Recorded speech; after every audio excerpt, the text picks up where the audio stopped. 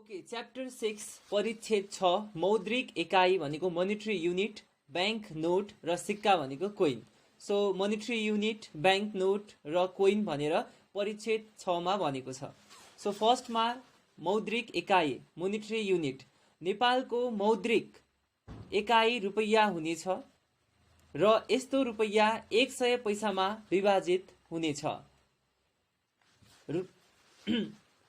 नेपालभित्र कानुनी ग्राह्य legal tender हुनेछ र यस्तो रुपैयाँको जमानत नेपाल सरकारबाट प्राप्त हुनेछ।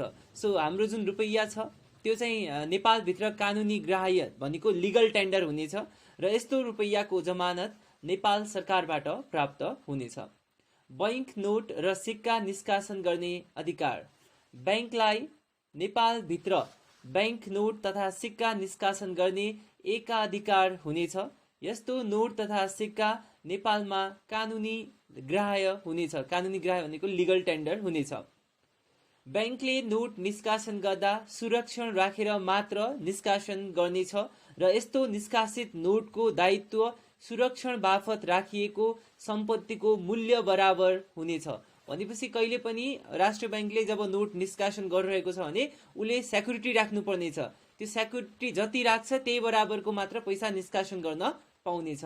सुरक्षण बापत राखिने सम्पत्तिको कमसे कम 50% सुन, चाँदी, विदेशी मुद्रा, विदेशी धितोपत्र र विदेशी विनिमय अधिकार पत्र मध्ये एक वा एक भन्दा बढीमा र अरू बाँकी प्रतिशत सिक्का, मोहर, डबल र सोभन्दा बढी दरको नेपाल सरकारले निष्कासन गरेको ऋणपत्र र बैंकबाट पुनः भुक्तानी दिएको बढीमा 18 महिनाभित्र नेपालमा नै भुक्तानी हुने प्रतिज्ञा पत्र वा विनिमय पत्र मध्ये एक वा एक भन्दा बढीमा राखिनेछ। जुन हामीले सेक्युरिटी राख्छौं आफ्नो पैसा पब्लिस गर्नलाई हैन, त्यसमा कमसे कम 50% चाहिँ सुन, चाँदी, विदेशी मुद्रा, विदेशी धितोपत्र, विदेशी विनिमय अधिकार पत्र मध्ये एक वा एक भन्दा, त्यो सुन मात्रै पनि हुन पायो 50% या सुन, चाँदी, विदेशी यिनीहरू एक दुई तीनवटा मिक्स गरेर पनि हुन पायो, तर 50% चाहिँ सुन, चाँदी, विदेशी मुद्रा, फोरेन करेन्सी, विदेशी धितोपत्र, त्यसै गरी विदेशी विनिमय अधिकार पत्र मध्ये एक वा एक भन्दा बढीमा हुनुपर्नेछ।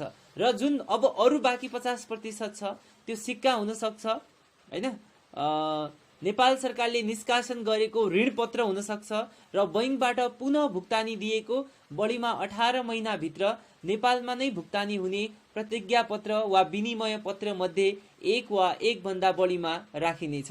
तर नेपाल सरकारले, अगेन तर छ है, तर नेपाल सरकारले स्वीकृति दिएमा सुरक्षण बापत राखिने सम्पत्तिको कमसे कम 40% सुन, चाँदी, विदेशी मुद्रा, विदेशी धितोपत्र र विदेशी विनिमय अधिकार पत्र मध्ये एक वा एक भन्दा बढीमा र अरू बाँकी प्रतिशत नेपाली सिक्का, नेपाल सरकारले निष्कासन गरेको ऋणपत्र र बैंकबाट पुनः भुक्तानी दिएको बढीमा 18 महिनाभित्र नेपालमा नै भुक्तानी हुने प्रतिज्ञा पत्र वा विनिमय पत्र मध्ये एक वा एक भन्दा बढीमा पनि राख्न सकिनेछ। अब माथि भने अनुसार 50% कम्तीमा हुनु पर्थ्यो, तर नेपाल सरकारले स्वीकृति दिएको खण्डमा 40 र 60 पनि गर्न पाउँछ है। 40% सुनहरू र 60% तपाईको नेपाल राष्ट्र बैंकले प्रकाशन गरेको या नेपाल सरकारले के गरेको त ऋणपत्र, धितोपत्र पब्लिस गरेको चाहिँ त्योबाट पनि हुन सक्छ। त्यसै गरी उपदफा 2 को प्रयोजनको लागि सम्पत्तिको मूल्याङ्कन देहाय बमोजिम हुनेछ। अब सम्पत्तिको मूल्य कसरी हुनेछ भन्दाखेरि सुनको मूल्य समितिको सिफारिसमा नेपाल सरकारले निर्धारित गरिदिए बमोजिम दरमा, चाँदीको मूल्य समितिले मानसिक ठहर्याएको दरमा, सुनको मूल्य चाहिँ नेपाल सरकारले निर्धारित गरिदिनु पर्यो, चाँदीको मूल्य चाहिँ समितिले के गर्छ त मानसिक ठहर्याएको दरमा, विदेशी मुद्रा बैंकद्वारा निर्धारित विनिमय दरमा, नेपाल सरकारले निष्कासन गरेको ऋणपत्र, विदेशी धितोपत्र र विनिमय अधिकार पत्र बजार दर हेरी समितिले मानसिक ठहराएको दरमा, सिक्का अंकित दर भनेको फेस भ्याल्युमा, बैंकले आवश्यकता अनुसार विभिन्न दरका बैंक नोट निष्कासन गर्नेछ। यसरी बैंक नोट निष्कासन गर्दा नोटमा देखिने चित्र, आकार र दर नेपाल सरकारको स्वीकृतिमा र नोटमा नदेखिने चित्र, आन्तरिक सुरक्षाको व्यवस्था, बैंक नोट छपाई गर्ने वस्तु तथा अन्य पदार्थ समितिले निर्णय गरी बमोजिम हुनेछ।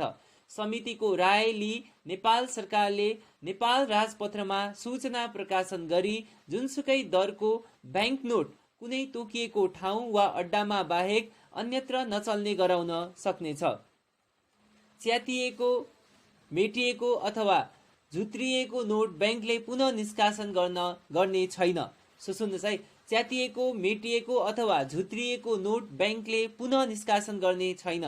बैंकले नेपाल सरकारको स्वीकृति लिई जुनसुकै मूल्य, नाप, तौल, शुद्धता, डिजाइन र धातु वा मिश्रण भएको धातुको सिक्का चलन चल्तीको निमित्त वा विशेष अवसरमा टक्सारमा टकमरी गराई चलन चल्तीमा ल्याउन सक्नेछ। बैंकले आवश्यक देखेमा यस्तो सिक्का कुनै विदेशी टक्सारमा समेत टकमरी गराउन सक्नेछ। तर एक पटक स्वीकृति लिई टकमरी गराइसकेको सिक्कालाई पुनः टकमरी गराउन परेमा नेपाल सरकारको स्वीकृति लिनुपर्ने छैन। बैंकले नेपाल सरकारको स्वीकृति लिई कुनै विदेशी सरकारले टकमरी गराउन पठाएको सिक्का टकमरी गर्न सक्नेछ।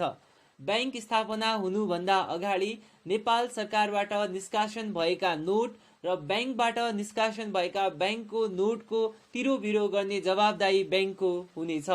बैंक नोट निष्कासन बापत सुरक्षणमा राखेको सम्पत्तिबाट दायित्व बाहेक अरू दायित्व पूरा गरिने छैन। बैंक नोट तथा सिक्का सर्वस्वीकार्य हुने।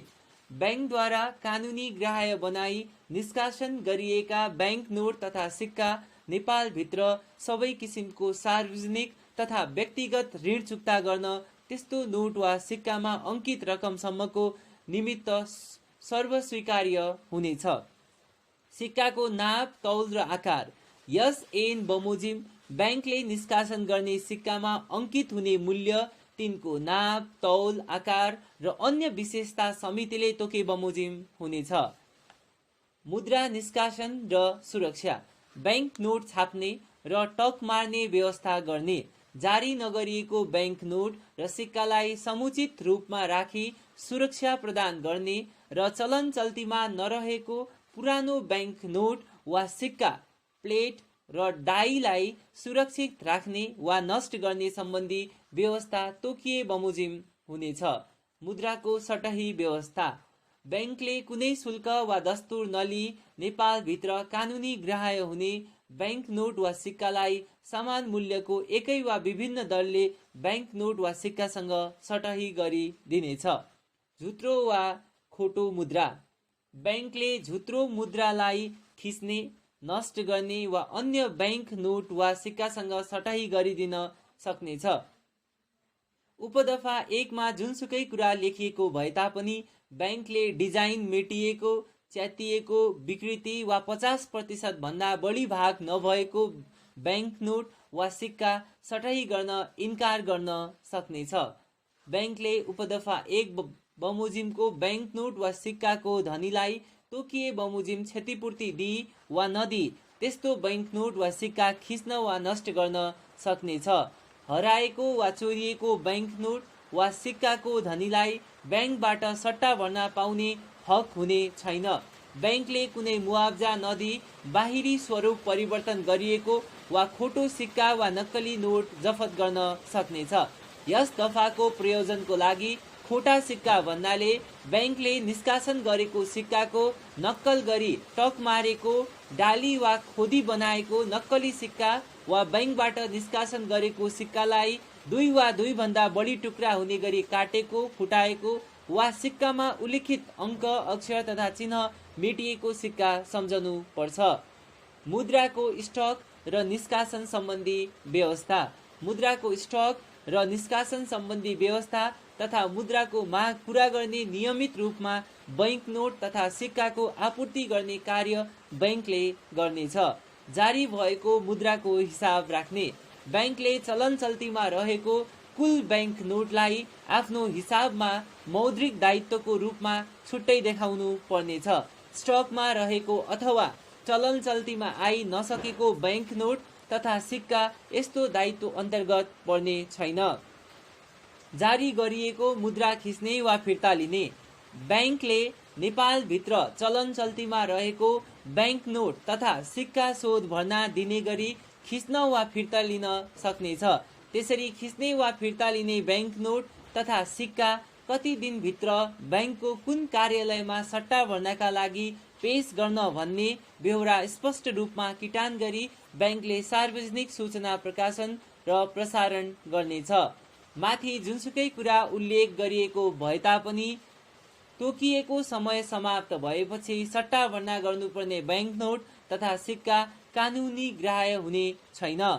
चलन चल्तीबाट खिचेको बैंक नोट तथा सिक्का तथा त्रुटियुक्त मुद्रा तोकिए बमोजिम धुल्याउन, काट्न, फुटाउन वा अन्य कुनै पनि किसिमले नष्ट गर्न सक्नेछ।